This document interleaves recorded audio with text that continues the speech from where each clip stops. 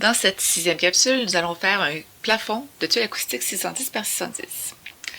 Donc si on revient dans notre plan de plafond et on vient cibler une nouvelle zone, on va lancer donc la commande de plafond, architecture plafond. Et cette fois-ci, on va y aller avec une esquisse de plafond. C'est juste pour l'exercice, pour montrer qu'on peut aussi esquisser des plafonds. Donc, si je prends un rectangle, par exemple ici, et que je m'en viens chercher le coin là, et on va aller jusqu'au coin ici, mais que je voudrais qu'il y ait peut-être un petit espacement entre la fenêtre et mon début de plafond. Puis, j'aimerais peut-être que mon espacement soit comme vraiment clairement une dimension standard, donc 610 pour l'équivalent de 2 pieds.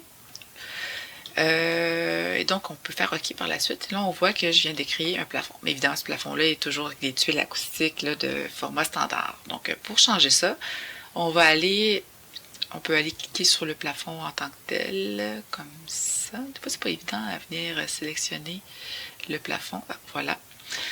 Et on va aller modifier la structure. Et on va créer un nouveau plafond. En fait, il faut vraiment créer un nouveau plafond, sinon on va écraser les informations sur l'autre plafond. Donc, on fait dupliquer. Et celui-là, on va l'appeler 610 par 610. 610. On fait OK et on va aller modifier quelques paramètres. Là. Donc, le T, ça reste pareil. La tuile acoustique, ça resterait pareil. En fait, on ne change pas vraiment la métallicité, ça va être vraiment le hachurage, mais on n'a pas le choix de changer aussi le type de matériau pour en créer un nouveau, parce que sinon, évidemment, l'autre va être automatiquement modifié.